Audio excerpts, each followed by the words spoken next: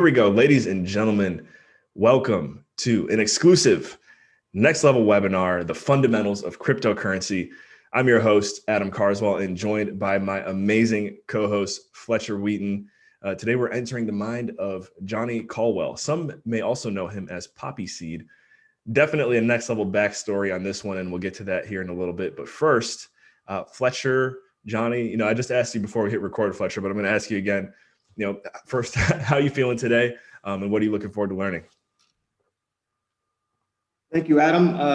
Pretty excited about this one. I don't have any investments into crypto or Bitcoin, and I'm relatively new, so I got my learning cap on today, and really excited to hear John's presentation. Yeah. And speaking of Johnny, you know what, Johnny, I think I still got to make you, did I make you a co-host? There we go. Now we can get your camera on. Sorry about that. As you get your camera set up, if you can hear us, if you can comment, just kind of let the crowd know how you're feeling today as well. What are you looking forward to? Hey, thanks for having me. I'm excited to do this. I just hope I can teach everybody a little bit about cryptocurrency, whether you know a little bit already or if you know nothing. I hope I can definitely teach you a little bit and try to not make it confusing. Yep, we're definitely going to have some fun with it. So today's webinar, guys, first is sponsored by Liberty Real Estate Fund, the world's first single tenant, triple net lease security token. For more information on Liberty Fund, you can go to libertyfund.io. That's libertyfund.io. And our other sponsor is Raise Masters, the #1 mastermind for elite capital raisers. To learn more and apply, you can check out the link in the comments. And if you're with us on the replay, you can find that link in the show notes. Speaking of in the comments, Aaron and Brandon, some of our team members who I want to give a big shout out to as well, because they really helped this come together. Aaron and Brandon, I'm going to DM you guys this link so you can go ahead and get it across all of our platforms. There it is. That's for Raise Masters. Cool. So if you're with us here live, again, hello, and thank you for investing your most valuable resource with us, your time. Let's again get that chat box warmed up. Punch in who you are, where you're tuned in from, what you're looking forward to learning today. Any of those three will do. And if you're with us on Twitch, Facebook, Twitter, or YouTube, you can do the same there. And a link to the Zoom room will be provided there as well in the comments. Brandon and Aaron will have that up shortly. If you're joining us on the replay, be sure to like, share, and subscribe there. Check out the show notes for links connected to today's message. And lastly, if you're listening on the audio-only version on the Dream Chasers platform, be sure to drop us a 5-star rating there and follow a link to the video replay. All right, so you guys are gonna get a ton of value today. Grab those notepads if you can. Exit out of any other distractions that might take away from your focus as we're going through today's webinar. And really time for the backstory.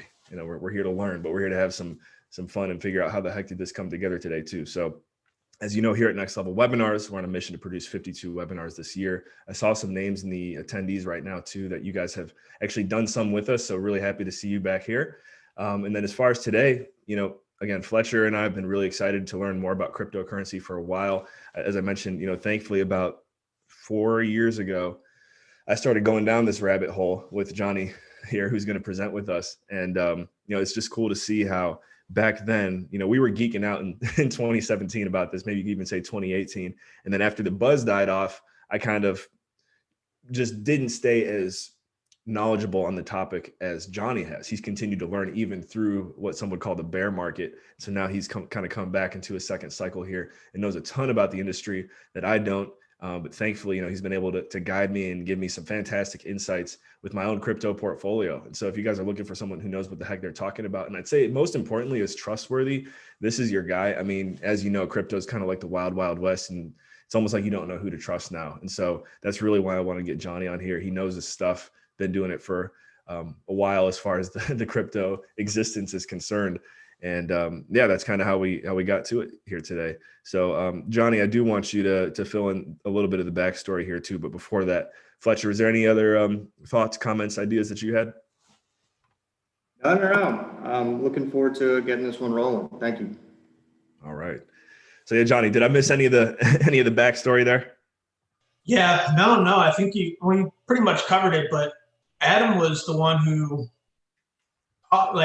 showed me have you ever heard of Bitcoin? I'm like, no, it's Bitcoin. Maybe I've heard that word before, but no, I don't know what it is.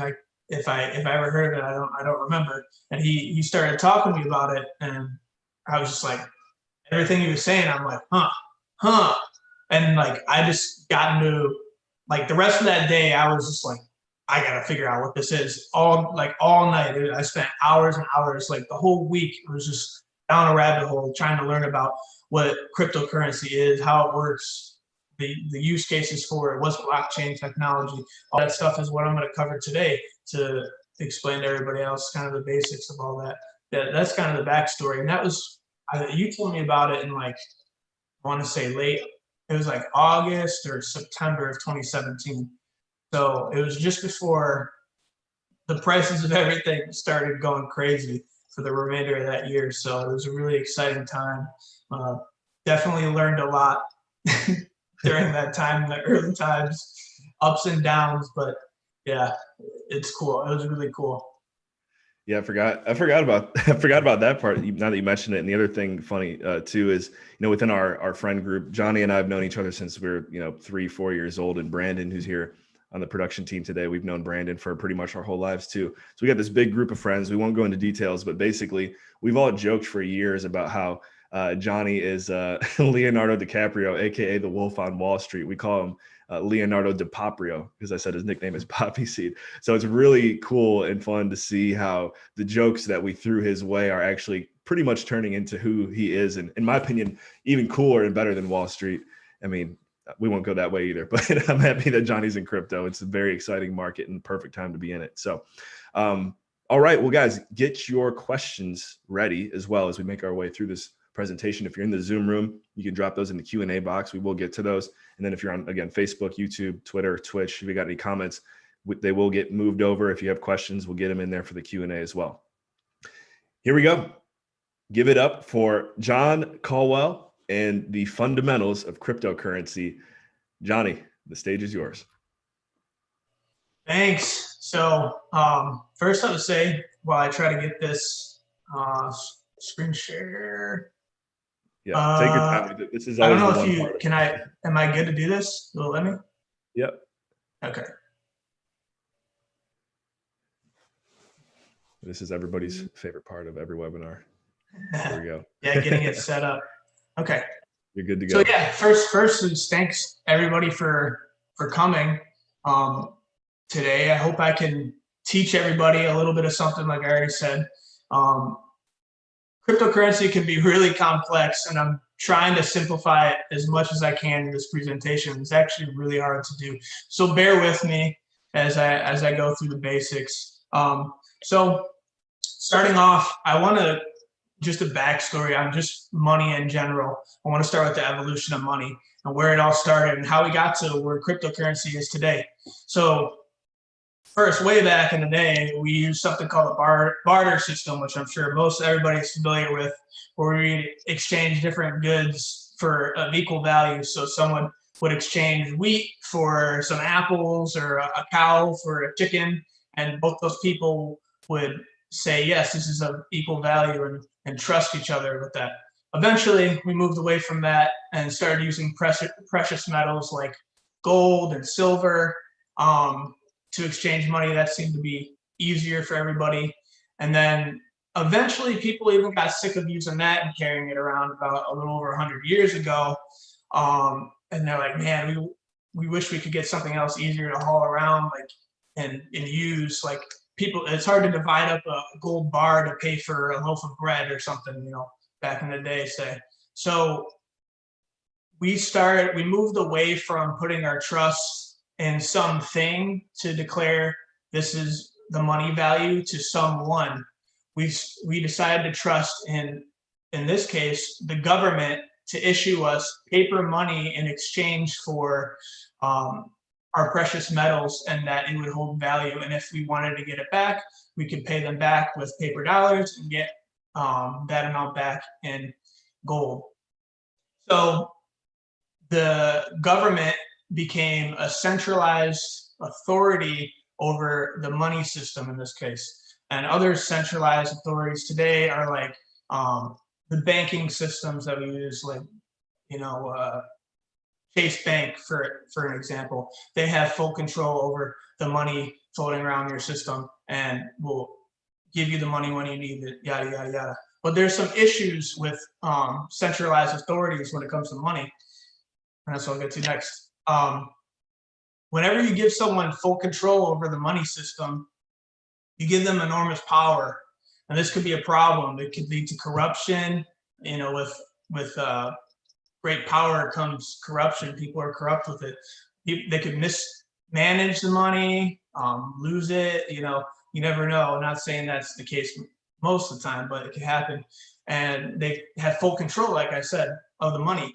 A recent example of this is Robinhood and Wall Street Bets. I'm sure a lot of people are aware of what happened there. I won't go into too much details with it, but basically Robinhood stopped their users from buying GameStop stock. They completely eliminated the ability to purchase it and froze people's accounts that had it. They couldn't move their money around. They did not have control of their own money. The Robinhood platform had full control over it. That's a problem. And that's what Bitcoin was created for, and cryptocurrency, to solve the problems with centralized authorities. So Bitcoin uses something called blockchain technology to transact the currency. And the way it does it is not in a centralized way, it's in a decentralized way, which I'll explain more in a minute. But the basic definition of Bitcoin, which you can find on their white paper, if you go to their online address, is Bitcoin's a peer-to-peer version of electronic cash that will allow online payments to be sent from one party to another without going through a financial institution. Okay, so this is where it could get kind of confusing, explaining how blockchain works and how Bitcoin works, because it runs on blockchain. So bear with me while I explain this. And this picture, this graph, will kind of help you visualize it and explain it if you look at that as I go over it. So blockchain is a network of computers working together to validate and record transactions. Each sender receiver of a transaction has a unique wallet address that is used to transact. A transaction gets uploaded to a block and is grouped with other recent transactions on that same block. A network of computers from around the world work together to verify the transactions by solving complex mathematical equations. So these computers all have equal power in verifying the transaction. It's not one authority, not one computer has more power than the others. Once the transactions are confirmed, the block is added to the end of the blockchain. So this, I'm just looking over my notes. I'm just going to repeat it again. If I'm repeating myself, I apologize, but I just want to make sure I cover everything. So this entire process is decentralized, meaning there is not one central authority in control over these transactions, because the computers on the network all hold the same power. Yeah, basically I repeated myself, sorry. Okay, so the computers on the network, they all get a reward for solving these mathematical equations. And that reward is paid out in a percentage of Bitcoin. Like, it's not, so all the computers on the network get a little piece of Bitcoin, and that's how Bitcoin is created, basically. And this process is, like, that entire process of the computers doing all this work is what's known as mining. So other cryptocurrencies can be mined too, but right now we're talking about Bitcoin mining, and that's how Bitcoin mining works. Try to simplify this too as much as I can. The Bitcoin supply.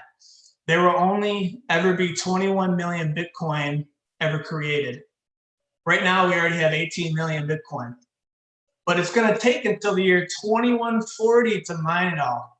Why is that? Well, the amount of Bitcoin that the rewards that the miners get for each block is going to be cut in half every 4 years, and it has been cut in half every 4 years since its existence in 2009.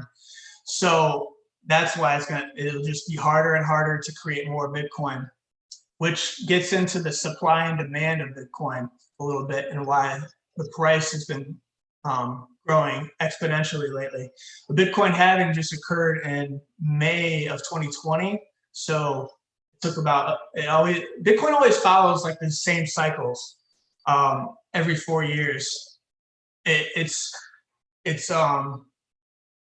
just something that when you've been around it long enough, you know that this is the thing. So like, it controls the entire market of like how much money it's worth. It goes up in value based on the halving.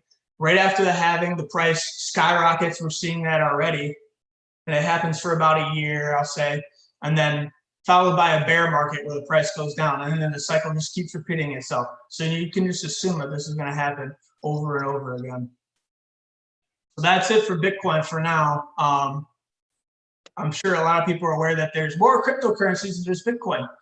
There's altcoins, which are alternative coins to Bitcoin. There's like tens of thousands of different ones. Most of them being not something that you'd want to get involved with. They don't really have good use cases, but each one has a unique use case to it. Some of the big ones are Ethereum, Cardano, Polkadot, XRP, just to name a few.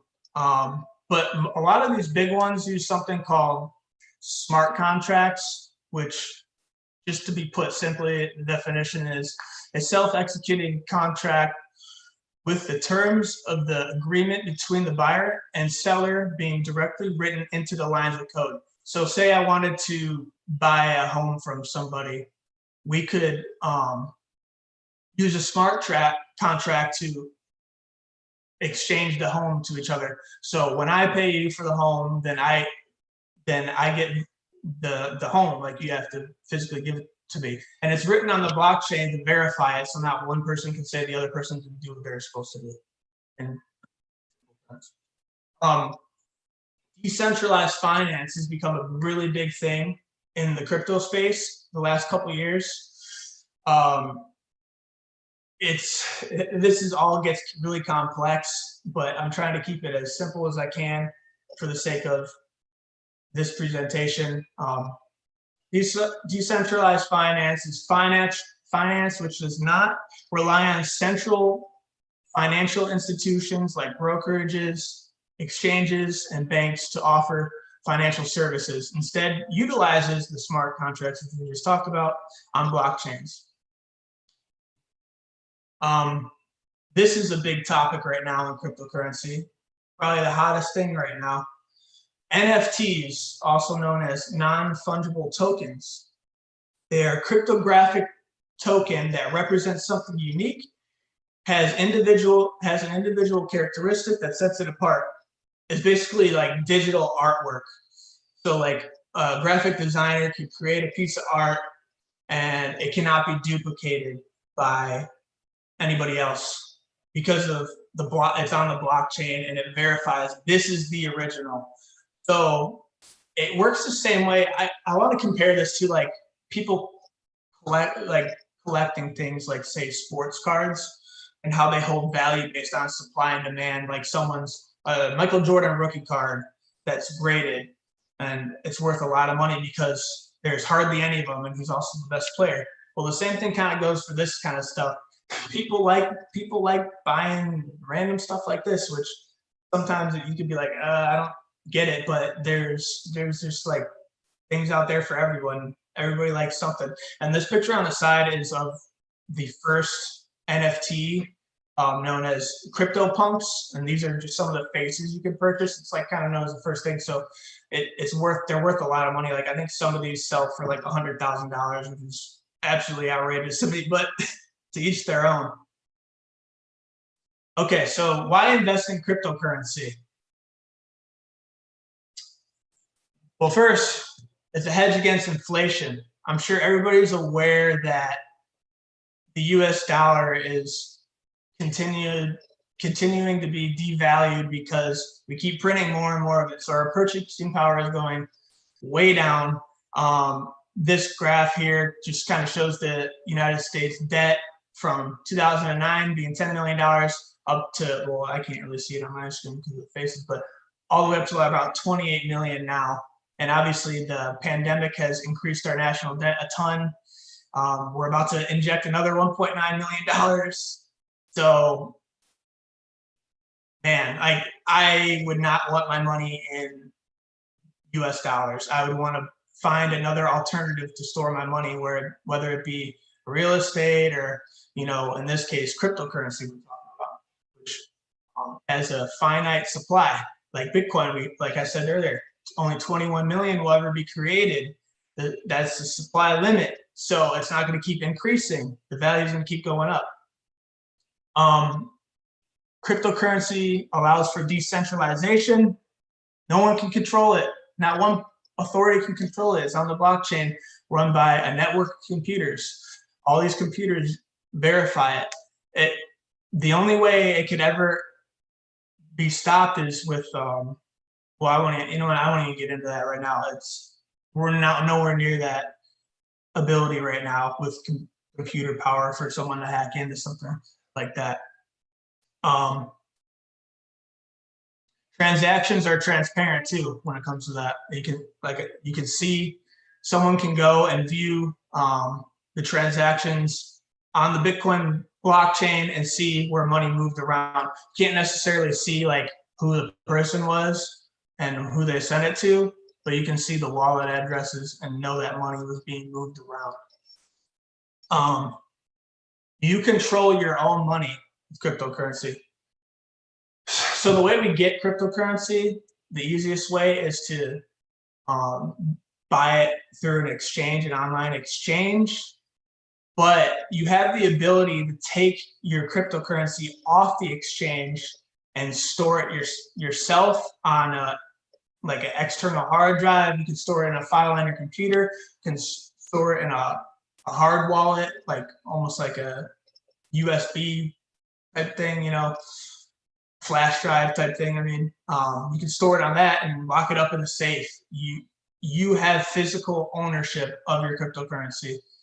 No one can hold your money on, like for instance, like we were talking about Robinhood and how they froze these people's money and they couldn't access it. That would not happen with cryptocurrency if you had it yourself.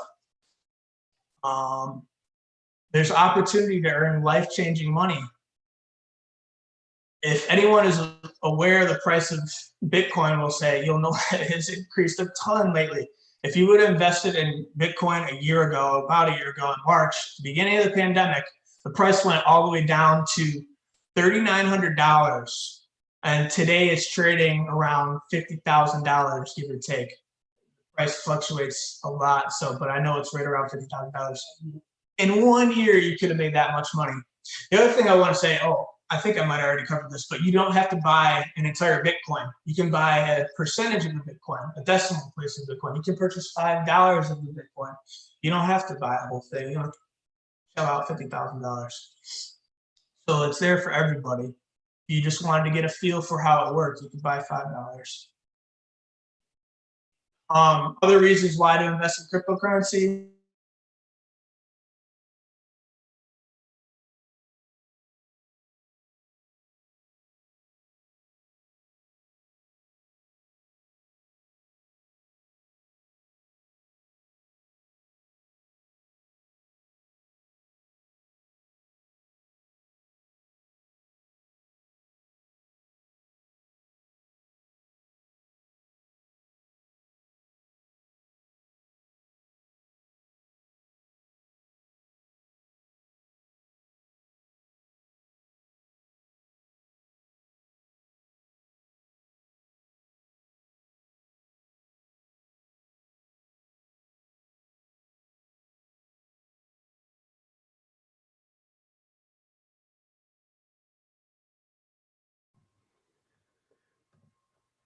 Hello, just checking in, making sure we're good here, guys.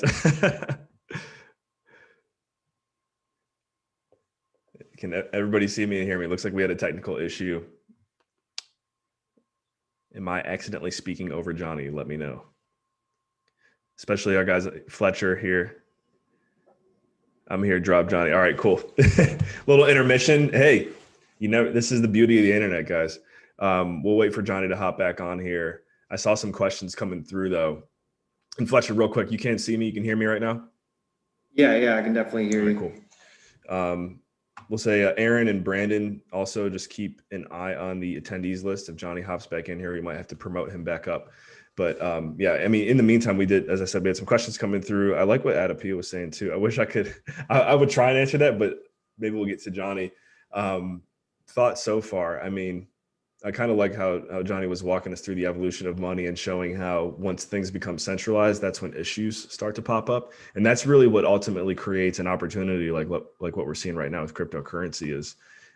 It's kind of like the analogy of a dam, getting a crack in the dam. Like water is always going to find a way to squeak through and eventually the floodgates will break open. And I think comparatively speaking, that's what we're seeing with what he's describing. We'll wait for that Florida connection to come back. Oh, we got some more comments here. He's giving compelling presentation. There we go. Yeah. Adapia, thank you for the engagement here. Is that Adapia who I'm seeing here? Adapia did a great next level webinar back in December on her new book. Fletcher, any thoughts right now? Yeah, no, I'm really ready for Johnny to get back on. A couple of things that we talked about pre-call was like, has Bitcoin really kind of replaced gold as like the safe haven? I'd love for him to kind of go over his thoughts on that. And another thing too that he talked about is that he would recommend not putting more than like 5% of your portfolio into crypto and Bitcoin just because it's so volatile. So he's not talking about putting half your net worth into crypto, but just dipping your toe into it. Yep.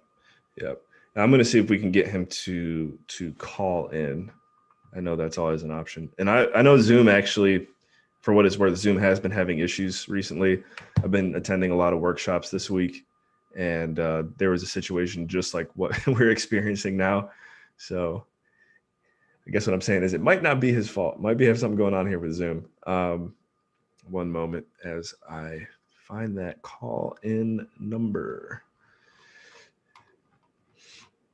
I guess we'll give a big thank you in the meantime again to Aaron Eiler and Brandon Hauser, who are manning the fort on all of our other platforms outside of this Zoom room. You guys are doing a great job.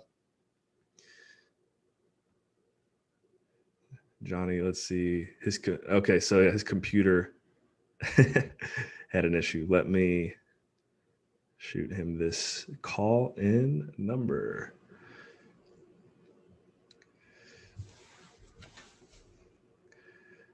Next level webinars. Always got to be on the edge of your seat. Never know what's going to happen. Speaking of that, though, Fletcher, let's talk about some of the presentations we have coming up. There's one with Marco Pfeiffer, who's a good friend of ours, in a couple weeks. You just did some recordings with Olivia Crane, who's going to be talking to our audience about amplifying their voice on Instagram. Any insight or teasers from your conversations with them? Yeah, those are going to be two good ones. The Instagram one, Olivia really knows her stuff on that, and I'm really excited about the one with Marco, because he was able to walk away from his corporate job at 45 by investing in real estate. And it looks like John's back on. So. Oh, awesome! There he is. All right, cool.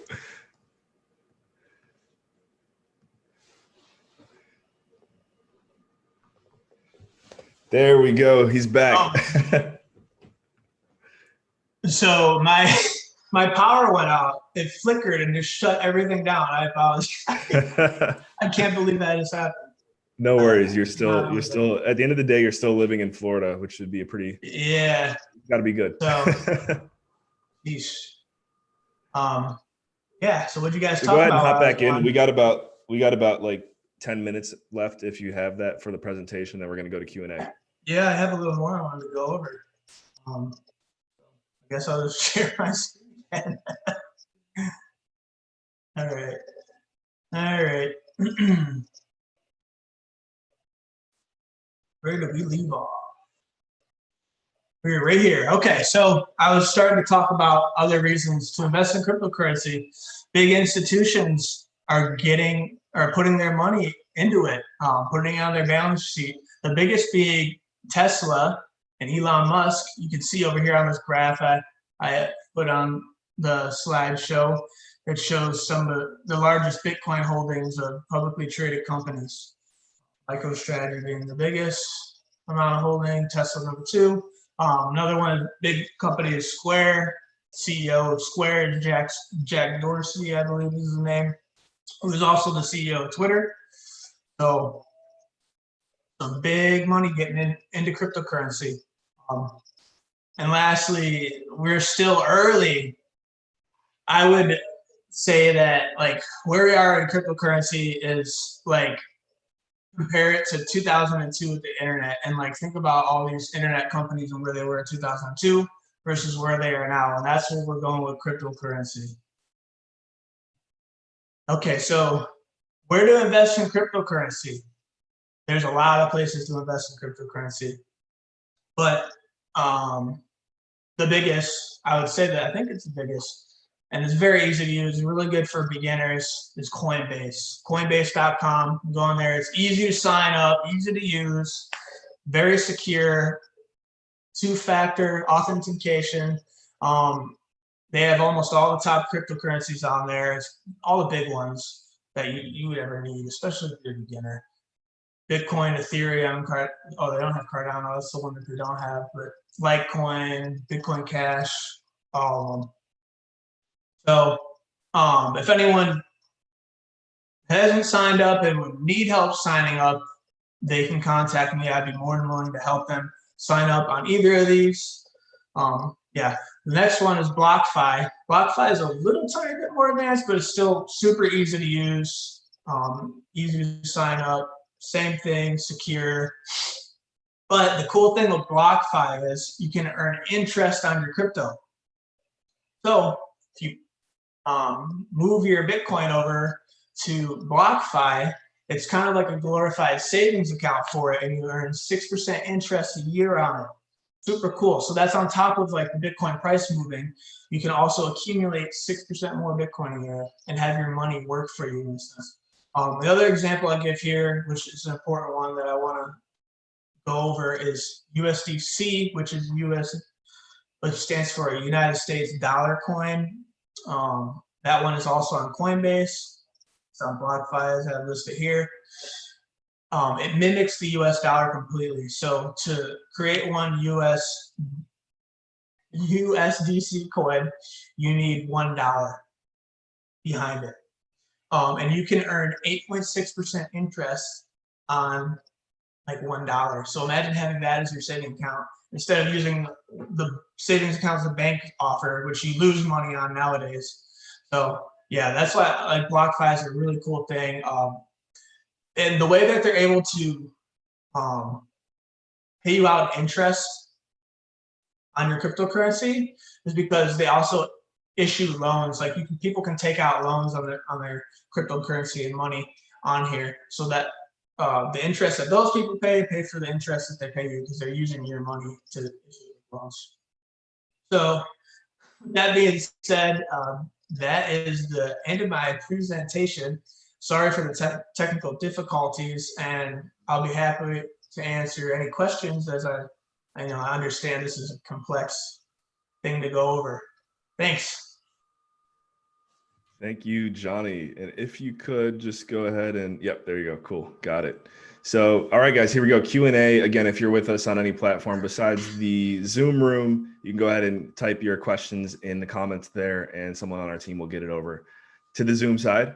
But yeah, to break the ice, we had a lot come through, Johnny. I don't know if you want to pull up the chat box, or if you can real quick and just kind of skim through them. I know off the top of my head, just in my conversations with you leading to today, you ended with one that caught my attention, which is BlockFi. Sounds like something that not a lot of people are talking about yet, but could be very interesting as far as just getting in early. And then DeFi. I think I saw Adapia mention that in the comments earlier. DeFi seems like, my take of DeFi is, if there was a bunch of hype for crypto in 2017, DeFi has now become the equivalent to like that hype. So the next time we go through another cycle like this, the next cycle, everyone's going to be talking about what the heck is DeFi more than what the heck is cryptocurrency. Does any of that resonate or make sense with you? Yeah, I mean, to an extent, I'd agree with that. It's almost kind of like DeFi is it's almost peaking in popularity, but I also understand that's just among the people that have been in crypto for a long time, I would say. And now the big thing is NFTs, non-fungible tokens. That's what everybody's talking about right now. So, but yeah, like the DeFi space still has a long way to go. We're still so early in all these things and the DeFi space is really intriguing and can really disrupt how we do finance and money. Yeah. All right, I'm going to dish it off to my co-host now. Fletcher, take over the Q&A. All right. Johnny, I know we've kind of discussed some of these already, but I really have a couple questions, but and we've gone over this, but do you think that, I think in the past, people have really looked to gold as a safe haven, whereas now, if you look, really, gold actually has not done that well in the past year. Do you think that crypto has really kind of replaced gold as a safe haven? Yeah, I think you're kind of seeing that. I think a lot of people that have traditionally gone to gold are starting to use Bitcoin in place of gold. And that's something I didn't say during the presentation, but Bitcoin is kind of viewed as digital gold.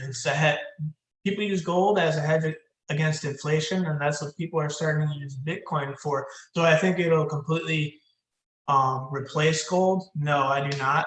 Do I think it'll overtake gold in market cap? Yeah, I do.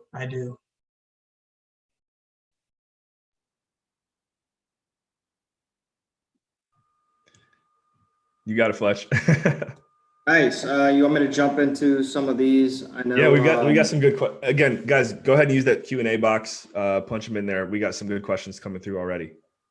I know Adapia asked one. What about trading DeFi on platforms like Etherium? Do you have any comments on that? Trading DeFi where? On Etherium. Seth, you were on platforms. Trading DeFi on platforms like Etherium. Etherium. I have not heard of Etherium. So, you can, a lot of the DeFi projects, you can get on Coinbase. They have a ton of the biggest ones. So that's an easy place to get it. I'm not familiar with Etherium. I couldn't tell you if that's the right thing to do or not, but Coinbase keeps it simple. And then from Mauricio Botero, what's up, man? Good to see you here. He wants to know, what's your take on buying crypto using your self-directed IRA or 401k as part of your portfolio? Well, I guess it kind of depends at how you're buying it. Like, is that institution in charge of that money? Are they just giving you the dollar equivalent of the cryptocurrency, or in place of it, or are you actually physically holding it? Are you taking money out of your IRA to invest into cryptocurrency as a separate thing, or what? I guess I kind of need to know those details, because that just goes along with, I don't like central authorities controlling everything. That's just, me personally, I kind of went over why that's the case. So that's why I kind of would stay away from that, with letting them, if they're in control of your crypto, I would not want that. Good take. Yeah, and I think that's what he was saying is, through the SDI RA custodian. So, Johnny, go ahead. Another thing that you were talking about is that you wouldn't recommend somebody go 50% of their portfolio into crypto, right? You were really talking about, I know you mentioned maybe 5% or less of your portfolio to really get in. Yeah. So I think that would be silly. The cryptocurrency is still so new. The market is so volatile still. The price increases I talked about how Bitcoin has moved in the past year, it's going to go down to, and we're not going to keep going up forever. So you could see significant losses in it. So I would not recommend anybody to allocate their entire net worth into Bitcoin. I think that would be not a good idea. 5% is a great place to start. You can, like I said, you can even start with a little bit of money if you're trying to get a feel for how it works. $100. Yeah, and speaking of that, Dennis was saying, is the Coinbase wallet similar to BlockFi? Yeah, it's very similar. It's super like easy to navigate and stuff. It's really simple on both those platforms. So you can actually, I didn't get too much in the details of the exchanges and how you buy and stuff, but you can buy cryptocurrency on BlockFi by linking your bank account, just like you do on Coinbase. It's like kind of the same thing. All right, Johnny, we got a couple questions coming in. I want to get to one that I have real quick. I think you mentioned that there was going to be only, 21 million tokens, period, like overall. Who's in charge of that? And like, how do we know that that's going to get, like they're not going to issue more Bitcoin than that? Is that just something that people are trusting or? Yeah, so I don't know all the specific details on that, but all that information can be, you can access on the blockchain, and you can see like the amount being like, you can literally, I don't know the answer to this off the top of my head, but you can see how much Bitcoin is mined every day, and come up with that number. And it's transparent in the fact that, when the halvings have happened, you do see that day the supply of new Bitcoin being created getting cut in half. So it is following suit with all that and transparency. Put it simply, that's about as knowledgeable as I can be on that. Okay, so it's a pretty transparent process. Yeah. And I'll jump in. Mauricio's jumping back in. Are you hearing talk yet of when we might be close to being able to buy real estate with crypto? And I think this goes back to like maybe even like Tesla now is saying you can use. Are you going to see more places that are going to accept Bitcoin as a form of payment? Like, if I put up my house for sale and I could accept it, do you think that's going to become more the norm? Yeah, I do. I think there will be another crypto that'll be used more for that kind of stuff in the future. But yeah, we will see more and more Bitcoin being the facilitator of that. But a lot of these things with smart contracts, like Etherium runs on smart contracts. So that's like one of them that I was talking about.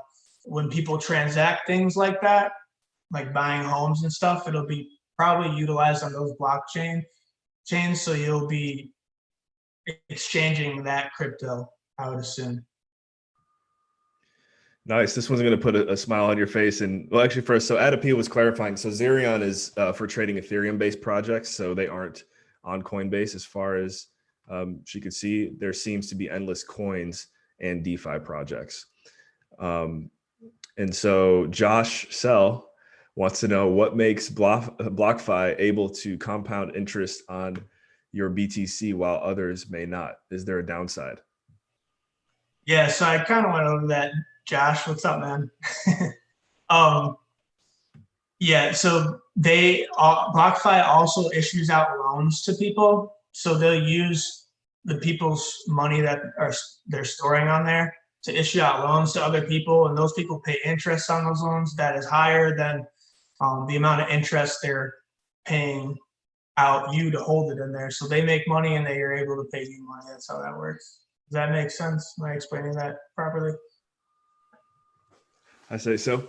And then our boy Taff, who I gave a shout out to Taff earlier in the comments, guys. He's the one who, when I first, won't go too far down this rabbit hole, but when I first applied to get on the Clubhouse app, he was the one who gave me an invite and let me in. And that's been an amazing experience. So if you guys want to know more about Clubhouse, you can drop something in the comments. Let us know. Just say Clubhouse ? So Taff wants to know, at what stage should I start looking at wallets? What stage? I guess meaning like, just clarify again what a wallet is. I think he wants to know at what stage should he start looking for somewhere to store his Bitcoin, probably other than Coinbase, I think is what he's trying to say. Yeah. Right now you can do that. Like Coinbase is that's why like the exchanges, they're kind of central authorities over the money. So like there could be issues on the exchange that you buy it from. So if you want full control over your money, your cryptocurrency, you'd want to get it off there and hold it yourself. So if you're looking to do that, then you should do that ASAP. There's something called a nano ledger hard wallet that you can buy, and you can literally pull it from your wallet on whatever exchange it is you're using Coinbase, and deposit those funds onto the nano ledger and take it offline, hold it, keep it, put it wherever you want, put it in a lockbox, whatever. Yeah. Cool. And we got enough time for about 2 more questions here. So guys, go ahead and punch those in if you have any. I guess Fletcher, I'll put you back in the hot seat here real quick. I don't know if you have any other ones before we start winding it down. Yeah, Johnny, I think Adapia really touched on something. It seems like there might be a new cryptocurrency every other day. And I think, from like sitting afar, that seems like kind of dangerous, right? So do you think there's any competitor like Ethereum and all for Bitcoin, or is Bitcoin really probably the best way that you would recommend investing into crypto? Yeah. Bitcoin is definitely the best one to invest in, especially if you're a beginner. I'd almost just say just stick with Bitcoin. Bitcoin, like out of all cryptocurrencies, the market cap of all cryptocurrencies, I think the total is about right now $1.5 trillion. Bitcoin is like almost $1 trillion by itself. So it's like 66% of the entire market cap. It moves the entire cryptocurrency market. That the price of Bitcoin dictates everything else. And I don't see that changing anytime soon. So it almost doesn't make sense to invest, especially in a lot of these other the smaller ones. Don't even touch those. You don't know what those are going to do. Some of the more established ones, once you've done enough research, it's definitely okay to get in some of the top altcoins. Ethereum, I think that one, you can get into that as a beginner too. Those Bitcoin and Ethereum. There's so many different projects. I didn't get into this, but this is a little more technical. There's so many cryptocurrencies utilizing Ethereum's blockchain and basically being built on top of it. So whatever protocols they're running, they're run through Ethereum. So Ethereum has a lot of upside because of that. A lot of the DeFi projects, mostly all the DeFi projects actually, they use Ethereum's blockchain, run their protocols. All right, here we go. I kind of got off on a tangent there. Did I answer that question completely?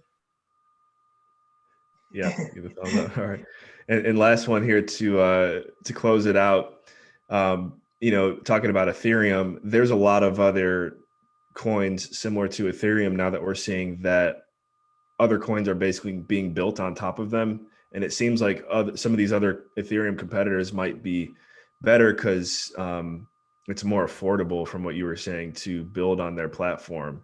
Just kind of clarify what that means. Like for, I think it's what's the other one, Cardano and Polkadot.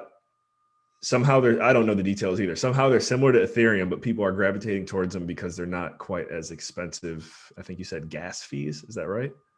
Yeah. So with all these different protocols being built on top of Ethereum, it's really slowing down the network for Ethereum. So for people to use these other cryptocurrencies, like the protocols that they use, whatever use case they have being, to like transact, if you want your transaction to happen fast, you pay a gas fee that is super expensive.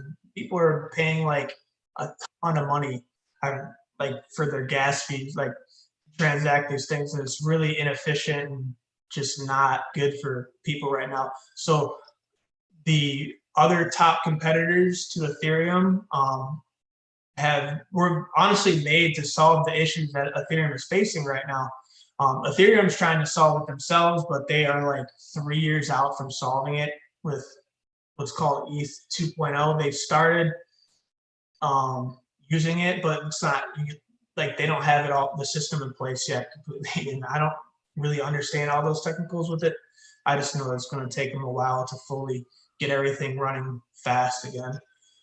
So Cardano and Polkadot, which the founder of Polkadot was high up in Ethereum, so he understood Ethereum and problems it had, and built Polkadot to fix those problems. And now it's, in the past 6 months, has just moved up in market cap, and now it's definitely top 10 cryptocurrency now, and it might be top 6. I don't even know. Yeah. Cool. All right. Well, time to start shutting it down. I do want to encourage everyone who's here with us live in the Zoom room. We are going to do a 15-minute breakout session with Johnny. So if you did have any other questions that didn't get answered, or you want to get to virtually shake Poppy Seed's hand, you can get to do so here. Want to one more time remind Aaron and Brandon, if you guys could drop the Zoom link on the live streams outside of Zoom, so that way if anyone wants to join for that breakout session, they can. And here we go. Thanks again, everyone, for tuning in and investing your time with us here on this next level webinar, Fundamentals of Cryptocurrency with Johnny Colwill. If you found value in today's message and you're with us here on the replay, be sure to like, share, and subscribe there as well. That really helps us with the performance of future next level webinars and really bring on more high profile guests, just like Poppy Seed. Guys, remember, you can actually, you know what? We didn't give out your contact information yet. Good thing we're doing this part. What's the best way for anyone tuned in, especially in the replay, to follow up and get in touch with you, Johnny? Yeah, I guess the easiest way would be LinkedIn, John Colwill on LinkedIn. That's the easiest. Cool. Yep. And then there we go. I'm putting you guys to work now, but Brandon and Aaron, go ahead and grab Johnny's LinkedIn profile and drop that in the comments as well. And I know, Johnny, actually, you're working on a YouTube channel now too, right? Yeah, I'm gonna start posting probably mostly crypto videos. Start teaching people. Big passion of mine, and I'm super excited to help grow the space. I'm really passionate about it, so looking forward to it.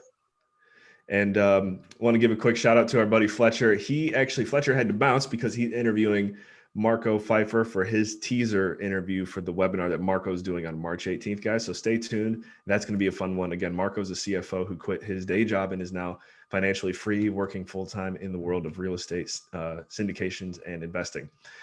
One more big thank you to Aaron and Brandon. I see you guys punching those links away there. Thank you. And also to our sponsors, Liberty Real Estate Fund, the world's first single tenant net lease security token.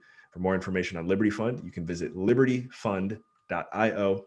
And also definitely a big thank you to our sponsor, Raise Masters, the #1 mastermind for elite capital raisers. You can learn more and apply there via the link in the comments. And that link will also be in the show notes on the replay. And I might have already said this, but I'm gonna say it one more time. Thank you to our live audience. You guys rock. It's just awesome having all the names pop up, the familiar faces. It's good stuff. Well, familiar, maybe not faces, but Zoom names. My name is Adam Carswell. Again, major shout out to our co-host, Fletcher Wheaton. Johnny was your rock star of the day. Any closing remarks, Johnny? No, I guess just thanks everybody for attending, and hopefully I taught you a little something today, and hopefully I was able to answer some of your questions, and the technical difficulties didn't give away too much. Yep. Again, guys, Johnny's LinkedIn link is there in the comments and show notes, so go ahead and connect with him. And remember, in all you think, say,